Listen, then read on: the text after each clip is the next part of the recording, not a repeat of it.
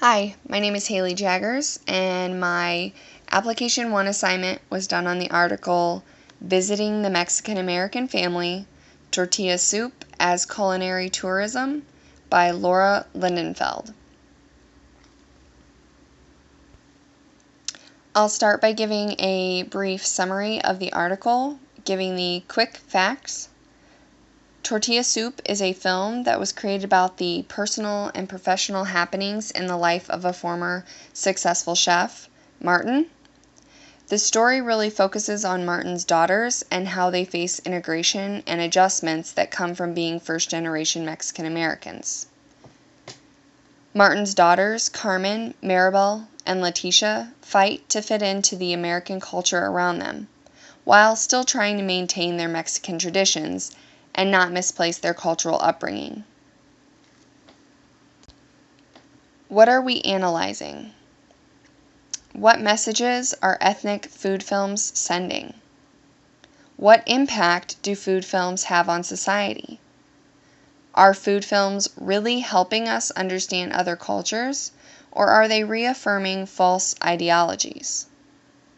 How are other cultures and ethnic people being represented in food films? What methods of study were used? The critical approach is used to inform the audience that they are being deceived by cultural tourism into believing that you can learn about a culture by simply experiencing ethnic others and their food culture. The methods preferred by critical scholars are usually textual analysis. Critical scholars are interested in the power relations in communication. For them, identifying cultural differences in communication is important only in relation to power differential. The above quote is apparent as Lindenfeld focuses a lot on immigration, politics, racism, and white privilege. Lindenfeld used the film Tortilla Soup, the film's website, the film's reviews, and other ethnic food films to analyze the issues of cultural tourism.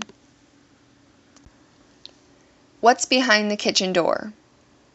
U.S. food films tend to construct a touristic experience of cultures outside of white middle-class America. These texts invite the tourist gaze to experience ethnic others and their food cultures. Tortilla Soup is just following suit to the many other food films by commercializing Mexicanness while also encouraging white middle-class values.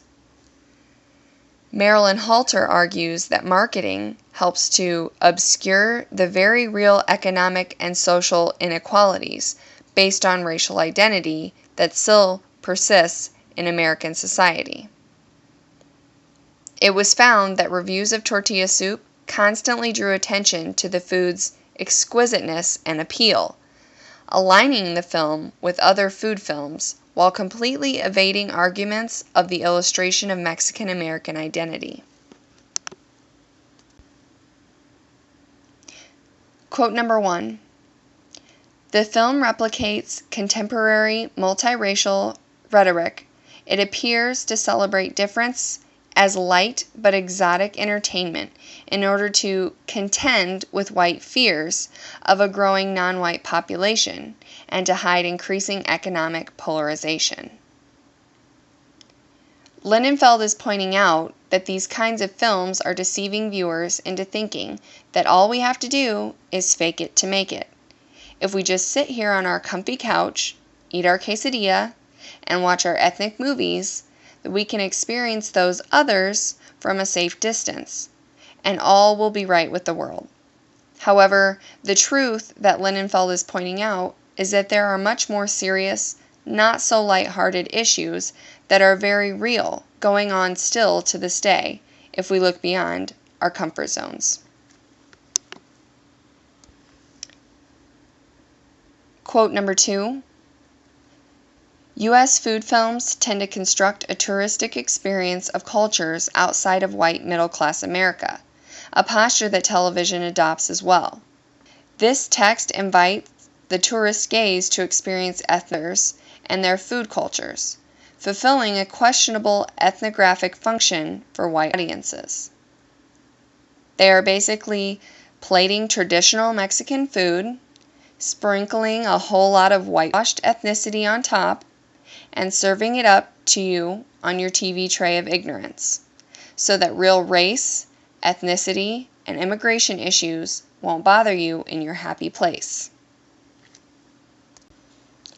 How did they make the film viewer-friendly? The actors and actresses that are chosen in films today are selected in such a way to make viewers comfortable with what they are seeing. The use of lighter-skinned men with pretty light eyes provides variety and change to hold the viewer's attention. It is also a switch up to the very dark, curvy, and hypersexualized female cast.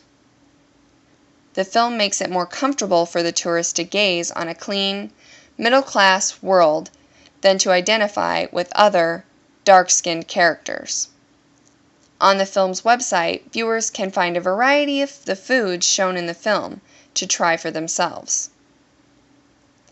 This is a misrepresentation of Latinos and their culture due to the slanted view of what is to be a Latino. They are being encouraged to lighten their cultural identities and replace them with white, middle-class values. Continuing with how they made it viewer-friendly, the food, touted by so many reviewers and by the film itself as authentic, was designed by Milliken and Finnegar, neither of whom is of Mexican descent. Was this a deliberate choice to whiten up the movie so that the viewers would want to try the food and not turn up their noses at the dishes? Lindenfeld states, Carmen is ethnic yet mainstream, i.e. white, enough to appeal to a diverse range of film spectators while obscuring political, social, or economic differences. So what did we find? Lindenfeld found that it reinforces the preference of the white viewer to see light-skinned Latinos. It reaffirms hegemonic beliefs about Latinos. It shows us that Latino women strive to conform to U.S. standards of beauty, such as J.Lo has done. This is all important because without recognizing the issues and promoting change, the mainstream ideologies and closed-mindedness will remain the same, and Latinos will continue to be a part of this manufactured commodity and product to consume. The film presents harmful stereotypes that use racial oversimplifications that generalize a whole culture. So what questions do we have? With so many new up-and-coming Latina musicians, actors, actresses, and athletes, how can these stars promote change in ideologies about the Latin culture? Are these stars contributing to these current slanted ideologies by becoming an exotic ethnic other to appeal to the white beauty standards? Where's the fine line that Latinos have to snuggle up to in order to still feel comfortable not crossing over and forfeiting their cultural roots to please the white U.S. value system? Do you think food films are really helping us understand other cultures, or are they reaffirming false ideologies? Why or why not? How are other cultures and ethnic people being represented in other films besides food films?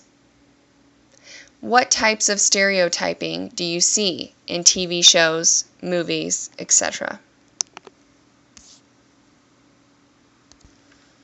In conclusion, stereotypes, personal depictions, and beliefs often affect the way things are portrayed in films, and are not always noticeable to the untrained and naive consumer. Therefore, the audience of these films don't see these opinions and ideologies creeping their way into the living room while they're watching the film. These stereotypes are now defining race, false cultural ideologies, and cementing racial opinions into beliefs. Concluding continued. In this very high-tech world that we live in, Everything that we see in the media is sending us messages. These messages are then interpreted by us and begin to form beliefs and ideas for us if we are not careful. We as viewers have to be proactive and responsible for what types of information is being shown to us and how we're going to interpret it. We can also be proactive in recognizing the actual social and political world issues that are occurring around us, rather than just accepting what feels comfortable in our living rooms. Linenfeld stated, "The film Tortilla Soup supports negative Latino stereotypes that erase individuality and culture. These negative stereotypes are then seen by many, and, if not with education and knowledge, discrimination, prejudice, and oppression will be the outcome." All around us, not just in the movies, we are seeing these issues and negative effects of false messages and acceptance by ignorance. So, what are we going to do about it?